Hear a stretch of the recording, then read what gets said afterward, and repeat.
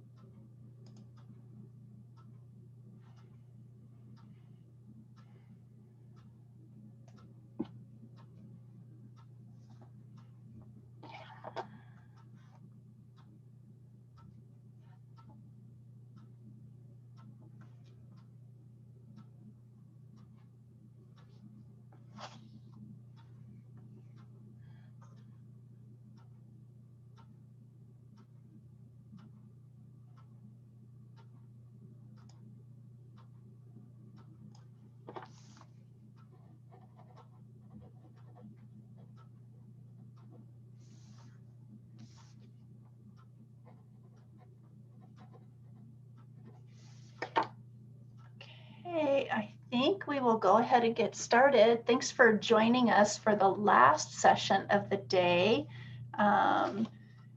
See some familiar faces. I was just with Amanda in the last one. It's nice to see you again.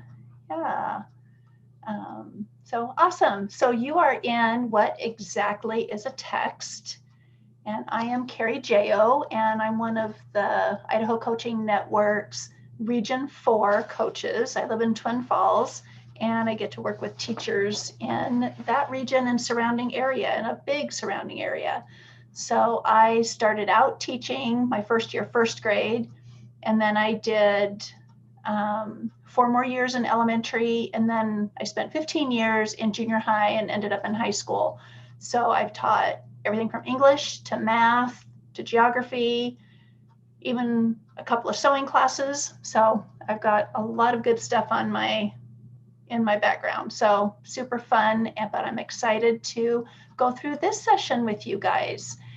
Oh, Arthur, yeah, I teach in the Juvenile Correction Center in St. Anthony. Awesome. And Cheryl teaches virtually, 4th grade. Good. Well, this will be fun. And this is, even if you teach virtually, this will be a fun activity you can do with your students. It just makes you think too about what really is text and how to get kids to closely read. So in the chat window, I put a link to the interactive notebook that you're going to want, that it'll help guide you through our stations that we're going to be doing today. So you'll want to make a copy. It'll be a forced copy, so it'll make you make a copy. That was an awesome strategy to learn how to do, and keeps people from typing into the original. So you will want that. So to start out with, in your interactive notebook on page 2, there is kind of a short writing into the session that we're going to do. And I just want you to do some thinking and writing about, when we direct students back into a text multiple times, how does that help them as readers? So if you would just type your response in there, and we'll have a little time of share out when we're done. So I'm going to give you about 2 minutes to just get some thoughts down in your notebook. And if you don't have the notebook open, that's okay. You could just do it on a piece of paper in front of you, jot down some notes. So I'll give you just a couple of minutes to start to get some ideas down.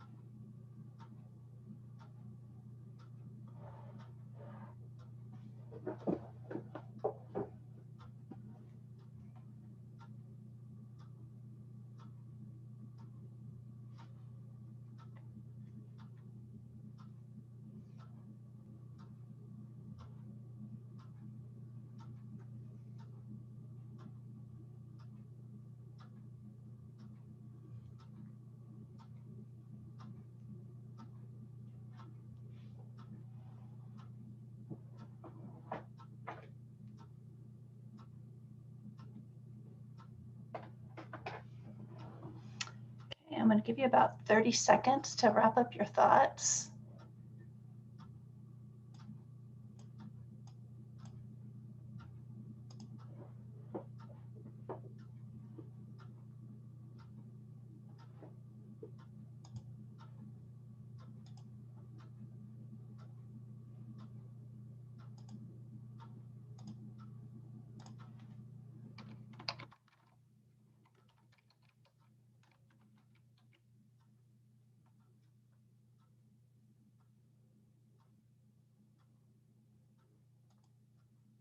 Awesome. Okay, if we can just come back together as a whole group, I'd really like to hear what your thoughts are about why it is important for students to get back into that text multiple times, and how does that help them grow as readers? What are your thoughts? You can just unmute and share your ideas with us.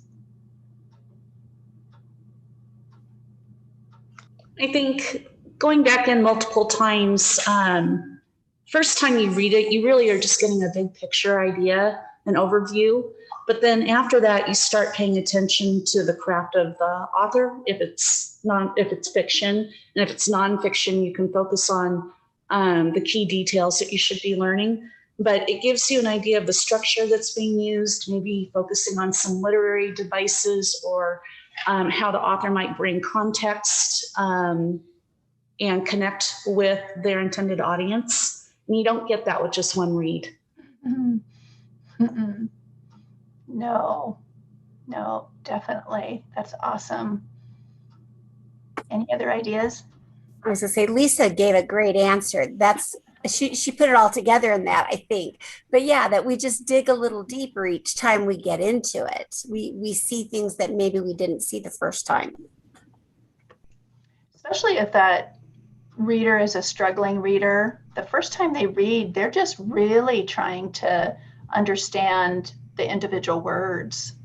And yeah, so getting back into it multiple times, they just gain more each time. It also shows struggling readers that that's a skill that good readers use, that they go back and reread, because I think often they think that they need to have it right the first time. Mm-hmm. But as we show them that we go back again and again, then it will give them confidence to do that on their own. Absolutely. And I think I agree with everything everybody said. The more that's encouraged and practiced and utilized, students then adopt that practice, and they start to read with a broader lens. Even they'll just learn to go and read a book or a passage or a text with a much broader sense of what can be found here. What did I miss? What do I need to pay attention to? What is the task specifically that I'm reading for right now? Mm-hmm. And that's how they should be reading and should learn over time to embrace text. Yeah. And to feel and know that it's okay to do that. Yeah. Yeah. And then Lisa makes a comment. My question always falls into the balance of the good with burning a child out. Yeah. So I think as we go through this session today, you're going to see that there are ways to get students back into the text that isn't just, let's read this passage again. Now let's read it again. Oh, and now we're going to read it again, because that definitely would burn a kid out for sure. Good comments. I appreciate your thoughts. So the learning goals for our time together today is teachers will explore close reading and mentor texts, and teachers will consider their definition of text. Hopefully your eyes will be opened to actually what text is when we're done.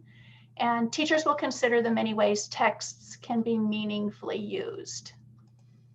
So in your interactive notebook, there is a page that looks like this, and this is just a place for you to capture some extra thoughts and ideas if you want to reflect on the essential question, if you want to make any notes or transfer possibilities on any of the strategies that I'll be using, and just anything else you want to capture. One of my partners that I work with, she's always saying, let's interrupt the forgetting.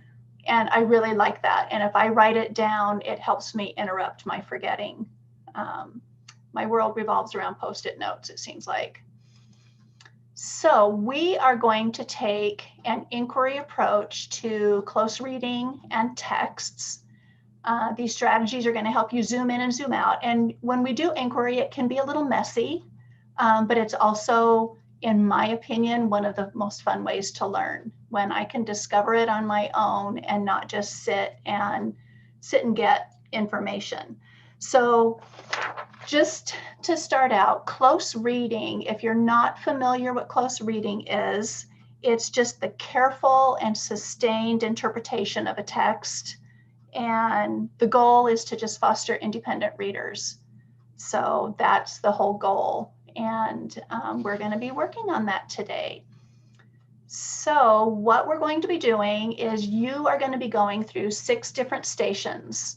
And if we were face to face, I would have anchor charts and different spots in the room, and we would be moving, and that's really fun. But of course, this last year, we've been transferring everything to virtual. So this is what I've come up with for this. So the first 2 stations we're going to do together as a whole group. Then I'm going to send you into a couple of breakout rooms. One breakout room will stay with me in this main session, and then I'll send 2 other groups out. And you will go through 3 stations together, and you will follow the instructions on your interactive notebook page. So there's a page in your interactive notebook that will correspond to a slide. And then we will come back together and finish the final and 6th station. So as we go, you will, it'll be easy to follow along, and you'll get to interact and have conversation and hopefully do some laughing as well, which is always good. So this is our first station, and we're going to focus on vocabulary. And if you notice in your interactive notebook, there is a yellow page with the same color background as this. I am very much a visual learner, and I love it when things are coordinated by color and font style. So I'd like you to go to that page in your interactive notebook, and it is on page 4. And so we're going to go through just that yellow section to begin with. And if you notice, we're going to just do one read. So I'd like you to pay attention to as I read to you, I'd like you to pay attention to any unfamiliar words or words that maybe students would struggle with, particularly, I taught junior high and high school, and some of these words they struggled with as well. So just think about the word choice as we read this book together. You could jot down some notes as we go, and you get to just listen to a really fun story. Hopefully you haven't heard this one before. It's called It's a Book by Lane Smith. What do you have there? It's a book. How do you scroll down? I don't. I turn the page. It's a book. Do you blog with it? Nope, it's a book. Where's your mouse?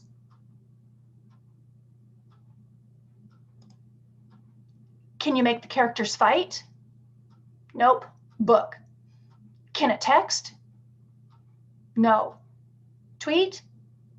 No. Wi-Fi? No. Can it do this? Toot! No. It's a book. Look. Arg, nodded Long John Silver. We're in agreement then? He unsheathed his broad cutlass, laughing a maniacal laugh. Ha ha ha ha! Jim was petrified. The end was upon him. Then, in the distance, a ship. A wide smile played across the lad's face. Too many letters. I'll fix it.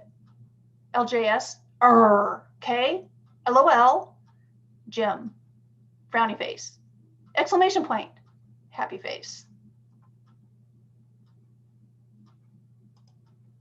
So what else can this book do? Does it need a password? Need a screen name? No, it's a book.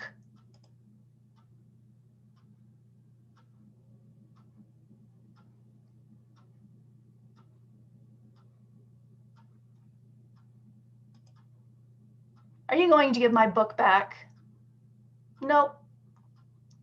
Fine. I'm going to the library. Don't worry, I'll charge it up when I'm done. You don't have to. It's a book, jackass. Oops, sorry. So, what words did you notice in that story that might have been difficult for students? Or were there any repeated words that you think that they might need to have practice on? And you can just unmute and share out. Well, depending on the age and the level of technology, kids may not get the nuances of what's going on there. And so that would be a great conversation. Especially I have fourth graders, and while they seem to be pretty technologically literate, a lot of them don't do social media, so they wouldn't know about blog and tweet. And it's important to know those when you see what's going on there. Two completely different perspectives, and no give and take, no in between. Yes. And book is repeated, of course. I loved it. Yes. Lots of things are repeated. Yes. And Anne put in there maniacal laugh and cutlass. Yeah. Yeah, absolutely. And unsheath. That may not be a word that they know. So let's just pick the word maniacal. I used to teach Treasure Island with my 8th graders, and maniacal is a word that they didn't know what it was. So how could we take the word maniacal and make it meaningful for students? What could we do to help them really understand what it meant?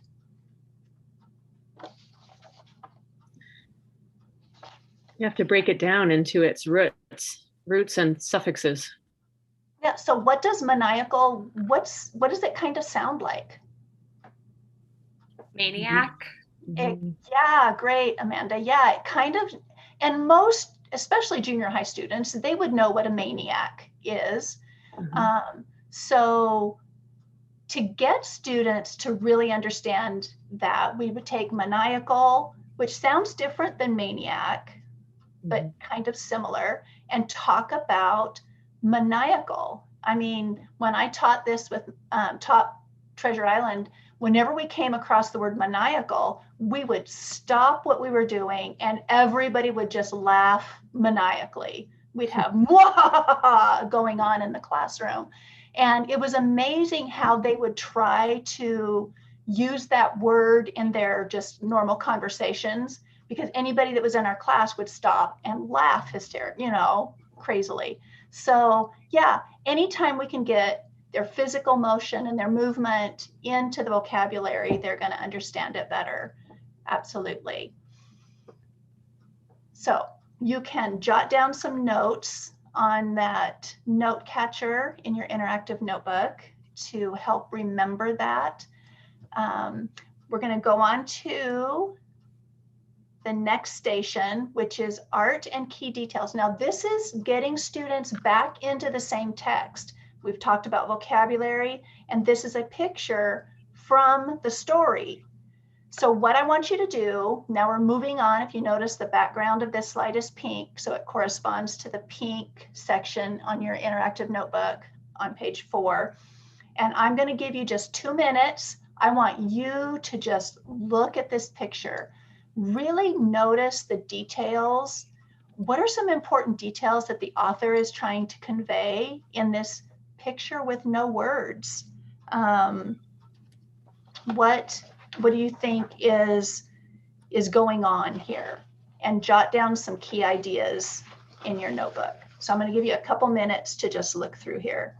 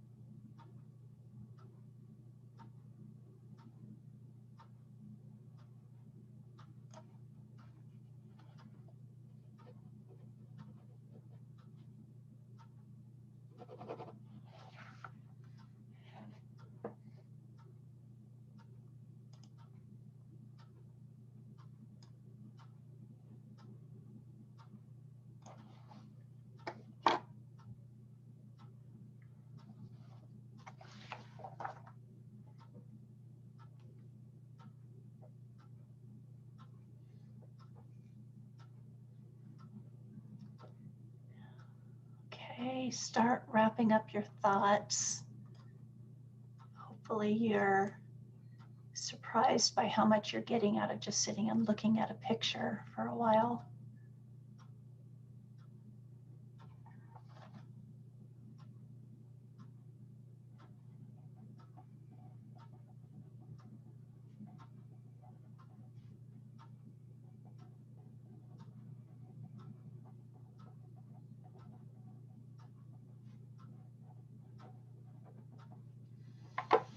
Okay, I would love to hear what you guys are noticing. So what we're going to do now is just type into the chat window some of those things you noticed about this picture, some key details, maybe something that the author is trying to get the reader to really see and understand and know what's going on. So just type into the chat window.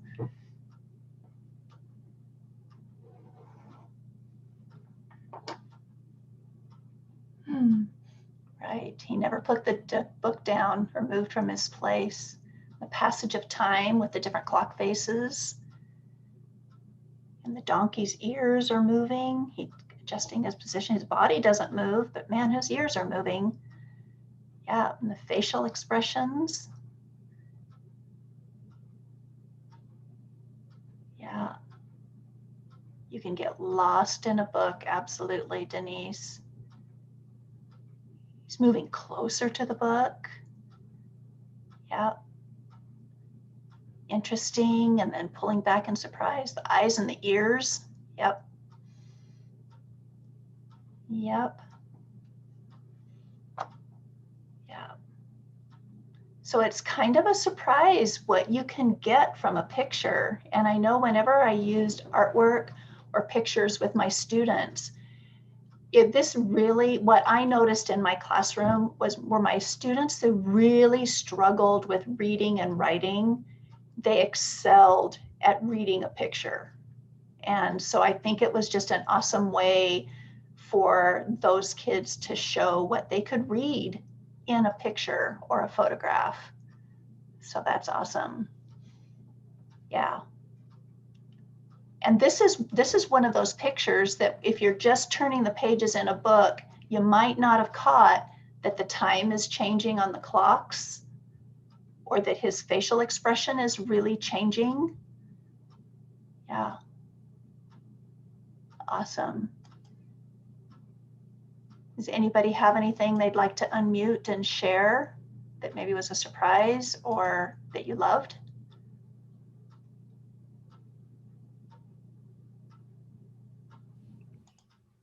I thought it was kind of funny because if you analyze the clock, it looks like he's been sitting there for like 3 hours.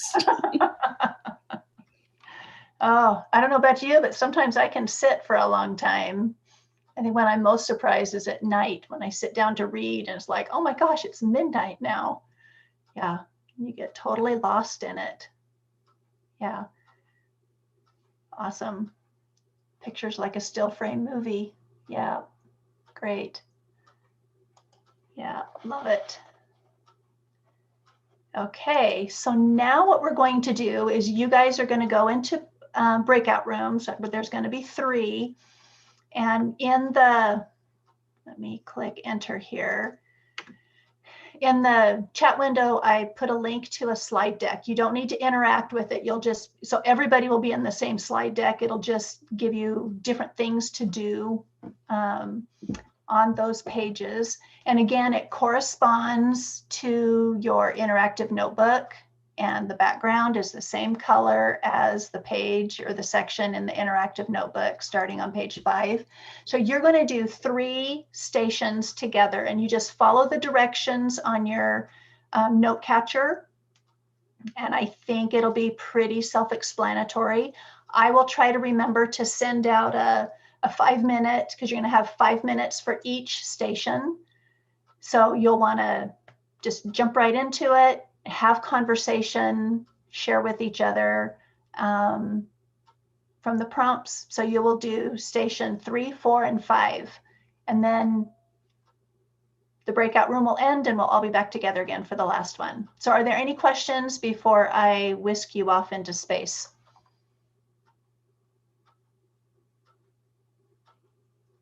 Everybody's good.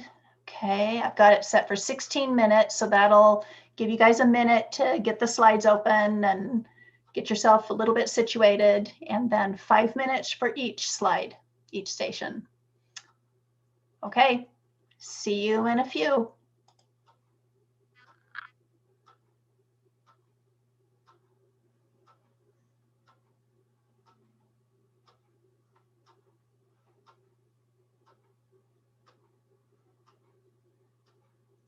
Okay, and we are staying in this group in this breakout room as a group, so that the recording will keep recording. Because if I go into a breakout room, it doesn't record. So you can open up the slide deck. And let's see, I will come over here and share this screen.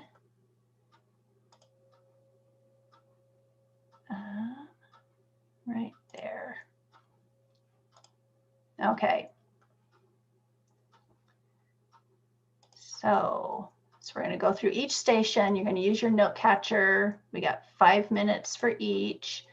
So on this first one, click on the link or copy it and paste it into your URL. And this is music. So you're going to listen, just mute your, I don't know if I play it, if you'll be able to hear it or not. I'm going to give it a try and we'll see. I don't know if you guys will be able to hear or not. Can you guys hear?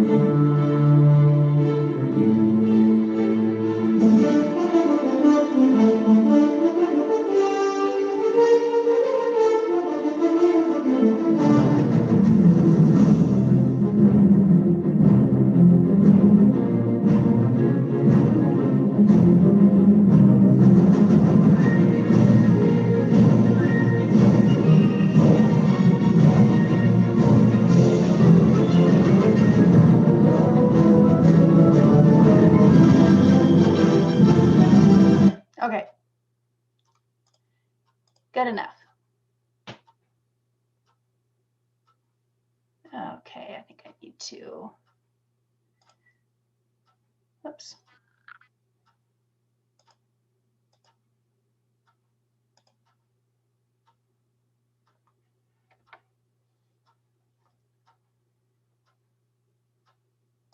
There we go. Okay, share screen, that one again. Okay. Oops, wrong one.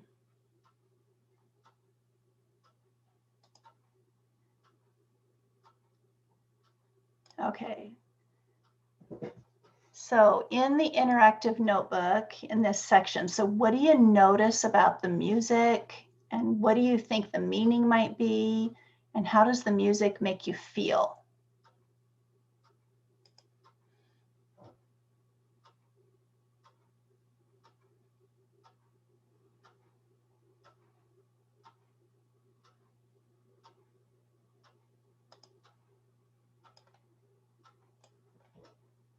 Oops.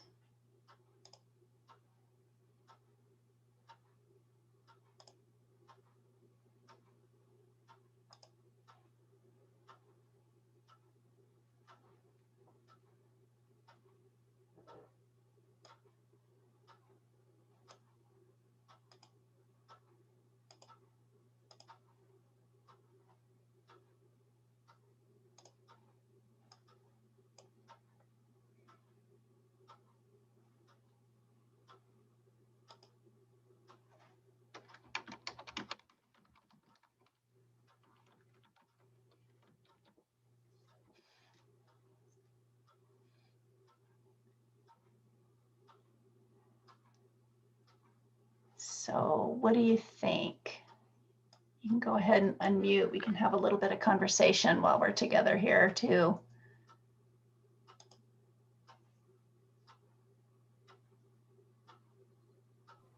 Well, it definitely sets the scene because the music is, you know, a quintessential adventurous feel to it. You can feel something exciting is going to happen, that there's marching and movement. And then if you didn't have the picture to go with the sound, you would know that there's going to be something with movement happening, not a stationary in one place. Once you have the picture, then you know that there's a ship involved. But it really does get people thinking, and you can make predictions just based on the music to bring a person in and engage. Yeah, it's hard to find YouTube music that doesn't have a picture on it. But if I were doing this in my classroom, I could just play it and not have the kids be able to see anything. Yeah. Yeah. So why would I have picked this kind of music to go with the close read section that we're doing? Making predictions about it before you even begin.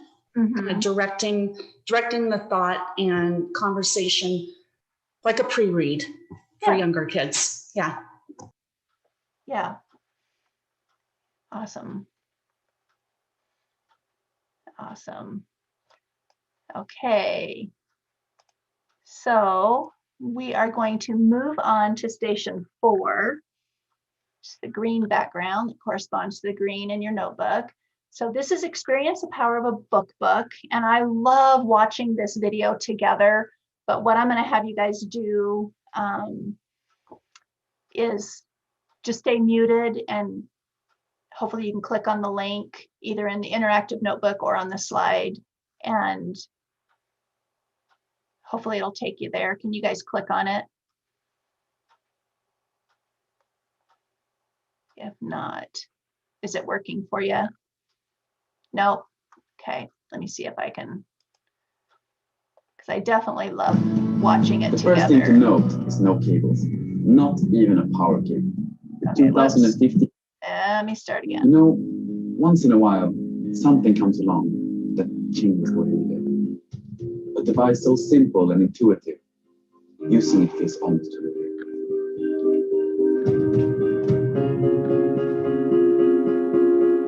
Introducing the 2015 IKEA catalog. It's not a digital book or an ebook. It's a book. The first thing to note is no cables, not even a power cable. The 2015 IKEA catalog comes fully charged, and the battery life is eternal. The interface is 7.5 by 8 inches, but can expand to 15 by 8 inches. The navigation is based on tactile touch technology, which you can actually feel. Content comes pre-installed via 328 high-definition pages of inspiring home furnishing ideas. To start browsing, simply touch and grab. Right to left to move forwards. Left to right to move backwards. Notice something else? That's right, no lag. Each crystal clear page loads instantaneously, no matter how fast you scroll. If you want to get a quick overview, just hold it in the palm of your hand and using just your thumb, speed browse the content. If you find something you want to save for later, you can simply bookmark it. And even if you close the application, you can easily find the bookmark again. Amazing. What about multiple users? For that, we've introduced a simple color-coding system to avoid confusion. If you want to share a particularly inspiring item, you literally share it. Another special feature is password protection, which is voice activated. Excuse me, that's mine. At IKEA, we feel that technology that's life-enhancing should be in the hands of everyone. So the 2015 IKEA catalog is free. You can download one from your mailbox, the one you open with the key. If it's not there, try refresh the next day. Or you can upload yourself to the IKEA store and find one there. Experience the power of a book.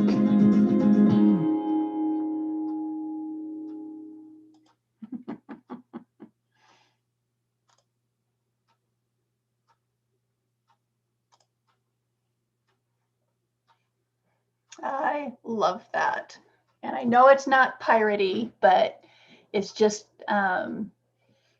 Yeah, I just love it.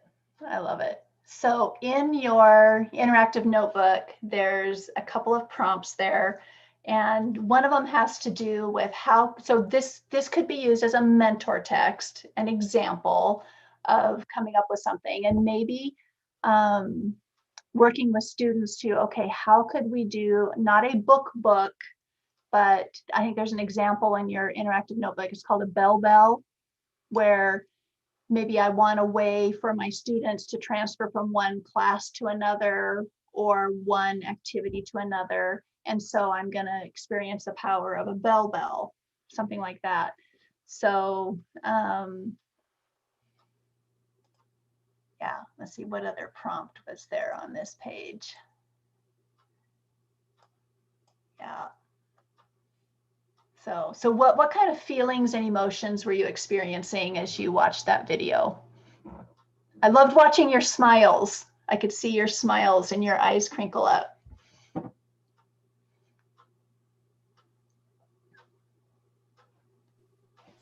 It kind of makes me think of like how I guess advanced we are now, and it's sometimes nice just to get a catalog.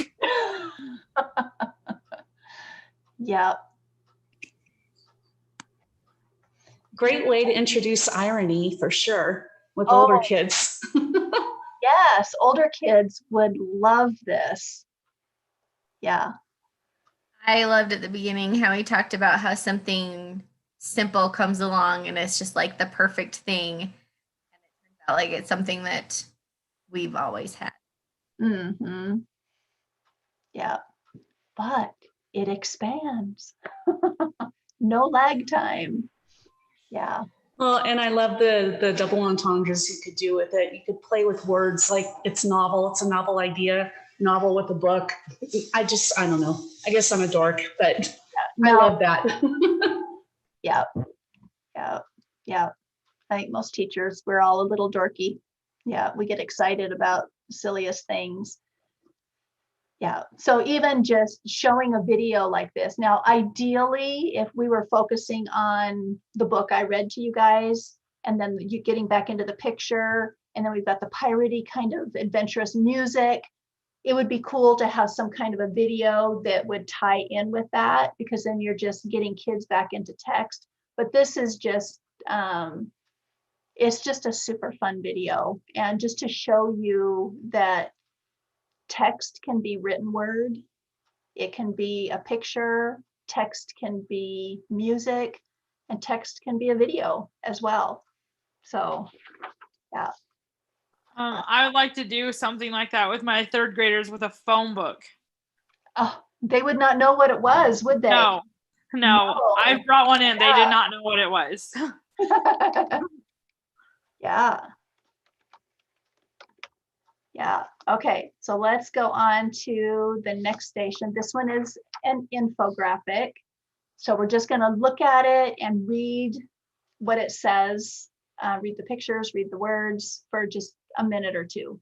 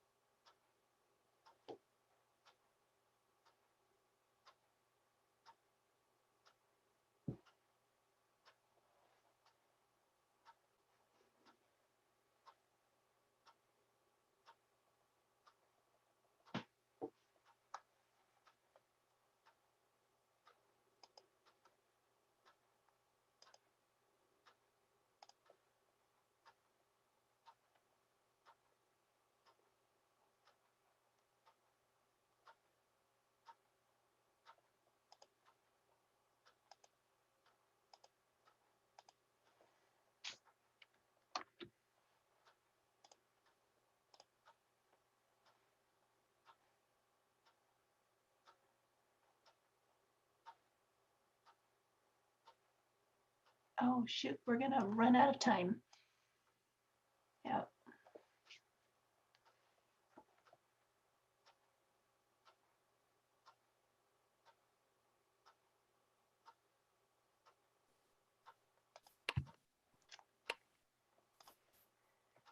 Okay.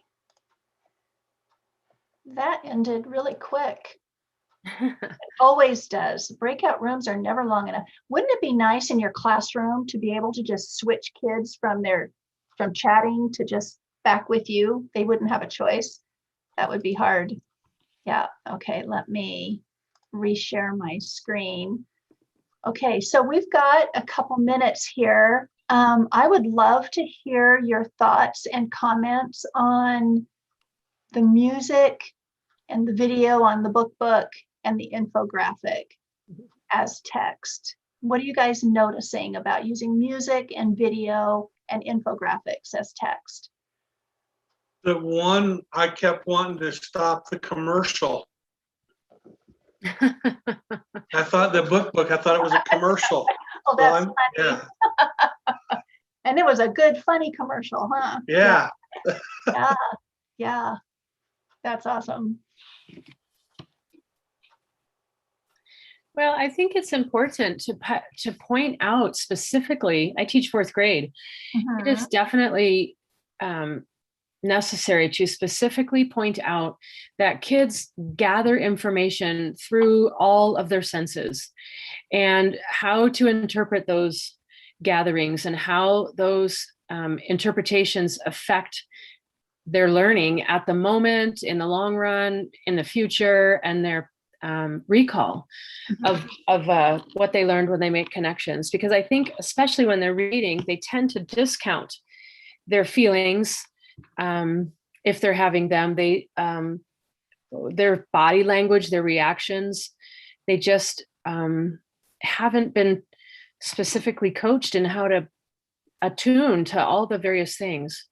And so they're just, when we go to ask them, like, how do you feel? What did you think? They really aren't, at least in fourth grade, they're not prepared to tap into that. So I do use videos a lot and use the language of, we're going to read the video, but I hadn't thought about music or other things. And when we're writing and using our senses, I do fail to say, let's read what our senses are providing for us. So I'm going to change that up.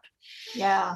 Well, I was sharing in with my group that ideally, if this was a whole close read, like whether it was a novel or a book that I was using with my students, just like I read you the book, it's a book. And then we looked at the picture from the book. We listened to piratey, adventurous music, which ideally you wouldn't want them to see the picture of it. But then to have a video that tied in with the book, as well as some kind of an infographic that tied in with the book. So they're digging back into text for the same content and same information. So yeah, that would be ideal. But the video or commercial of the book is awesome. So that's great. So any other notices or wonders as you were going through these 3 stations?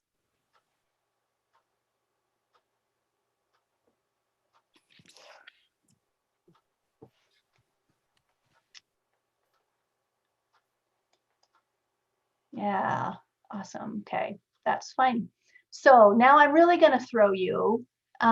We are going to move to a station, and there's a link. If you can't get into it through the slide, that's fine. But I put a link in the chat window. It's to a Jamboard, and let's see. I'm going to open it up. Can you guys see the Jamboard on my screen, or do I need to reshare? I probably need to reshare. I'll just do that real quick so you guys can see. Okay.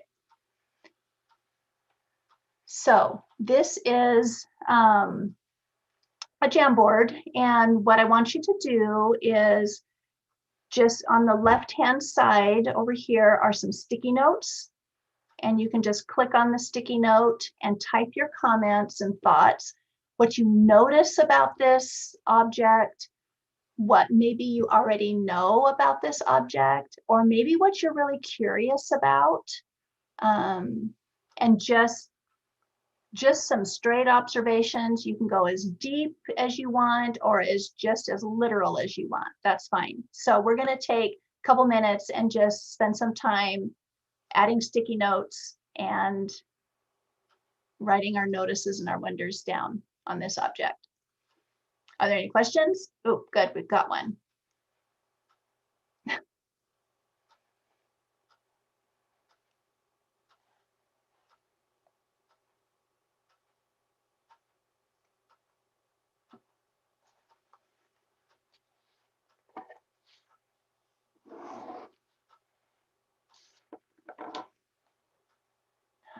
Good.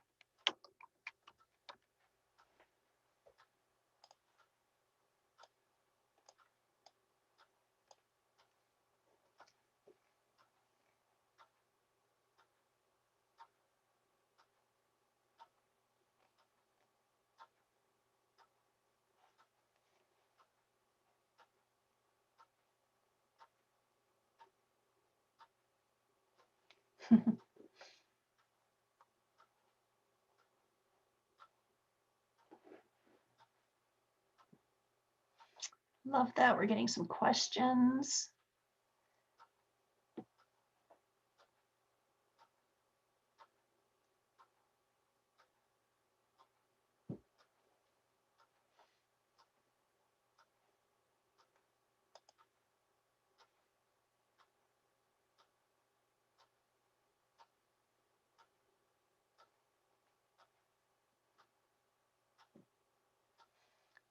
Okay.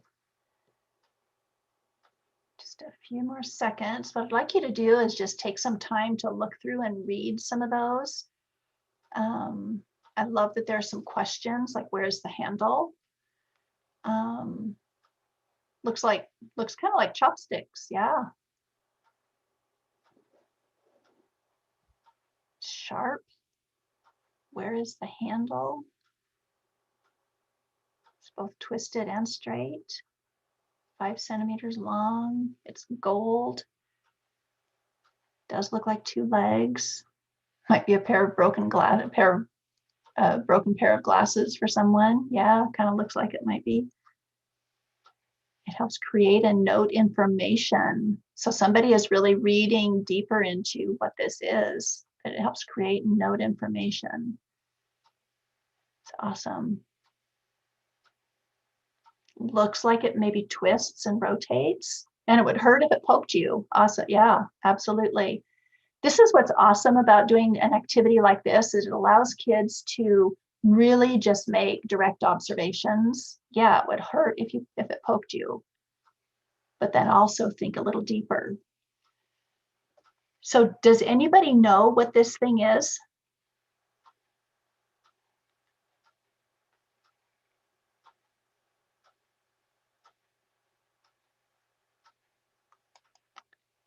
It is a compass that is used to measure indirect measurements, like on a map. The pirates, or sailors would use it to measure on a map and be able to look at the sky and the stars and make measurements with it. So, yeah. So whoever put it helps create and note information, pretty darn close. So why would I, by having an activity like this, why would I choose an item like this?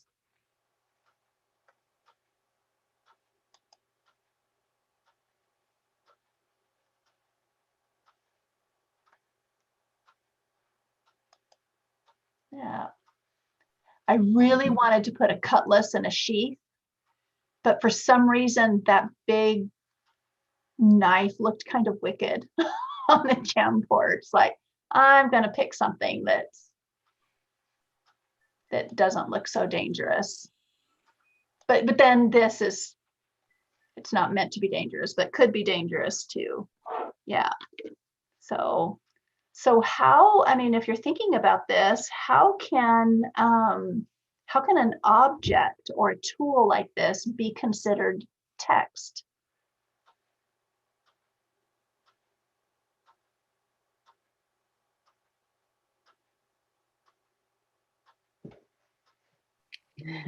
It's certainly turned into text. Yeah. By everybody's reading of it and offering their insight. It became not only a conversation, but a tangible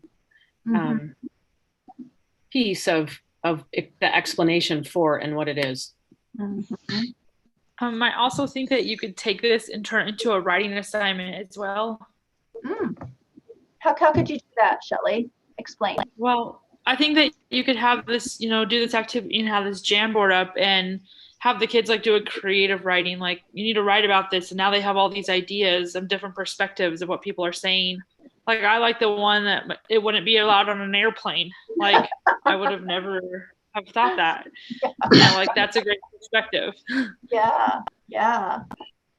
And we've got some good comments in the chat window too. Just like text, it requires interpretation, and there are a huge range of ideas if you didn't know what it was. So it would be fun to pick an object that hopefully kids would know what it was, and it gives information. Yes, Arthur, and it creates meaning.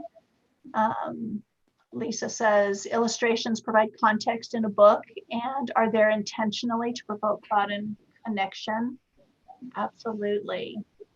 Yes. That's great. Okay, so I am going to go back to our share this again.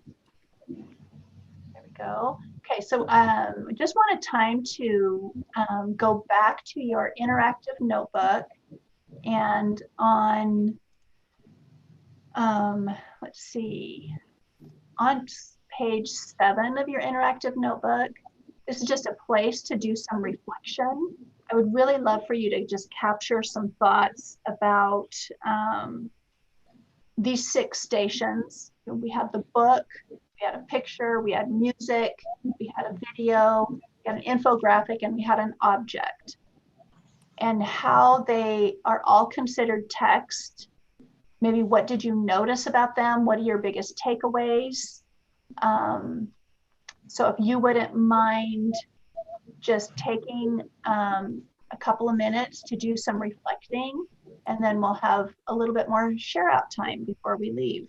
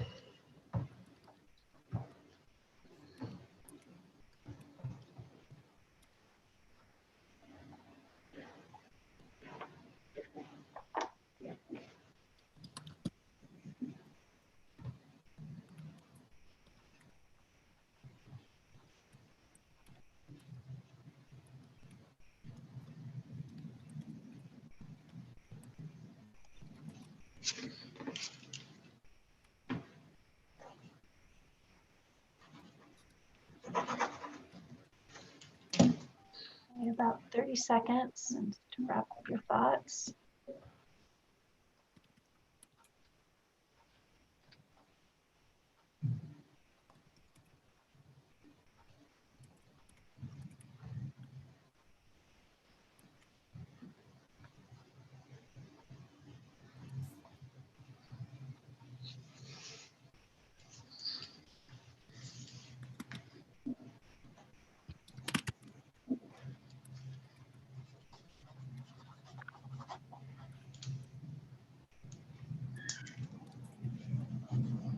Okay.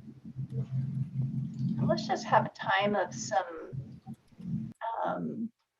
just some quick share out before we go. I would love to hear your thoughts on close reading and the different kinds of text that you guys got to experience today, different text types. So I would love to know how your understanding of close reading, mentor text and text types, has it been influenced or changed, or do you have any big takeaways from our time together today?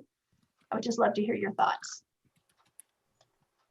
I thought this was fantastic. My question at the beginning about that balance between burning a child out on print when I was seeing text.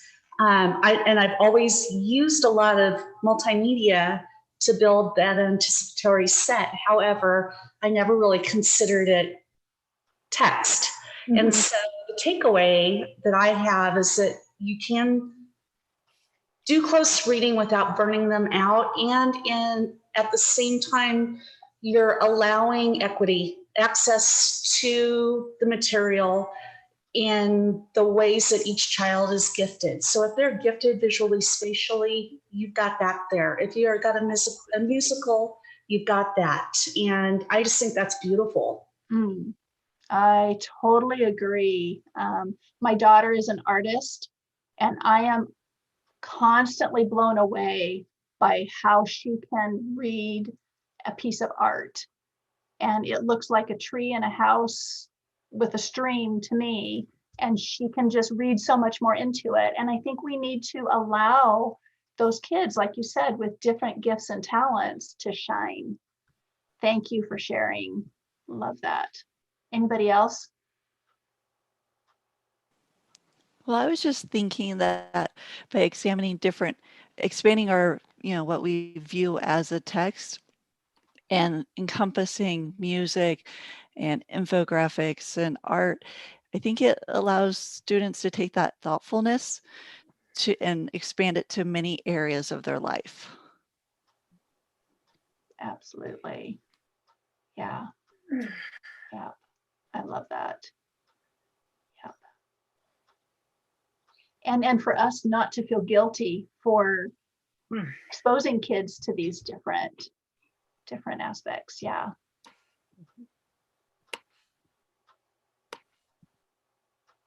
Yep.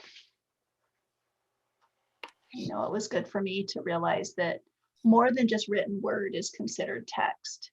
And I'm not going to feel guilty for sharing pictures or music or a video, because it's going to reach all the kids. And I think that's really important. Yeah. Any other comments?